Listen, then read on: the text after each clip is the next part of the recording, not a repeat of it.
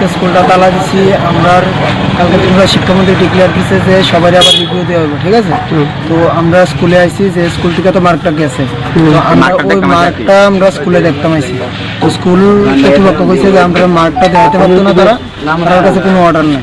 তো আমরা বলছি যেহেতু অর্ডার নাই, তারা কোর্টের থেকে অর্ডার এলে তারা দেখাতে পারবো। তো আমরা এতদিন আন্দোলন করছি বলে তো ত্রিপুরা শিক্ষামন্ত্রী কালকে ডিক্লেয়ার দিচ্ছে একটা, ঠিক আছে। তো আমরা যেহেতু আমরা আবার আন্দোলন চালাই দেবো, ওই আন্দোলনটা করার পরে আমরা যাতে মার্কটা আমরা দেখতাম। অন্যান্য স্কুলও এই আশ্বাস দেওয়া দিচ্ছে যে তারা হেল্প করবো, স্কুল থেকে পাস করানোর দায়িত্ব।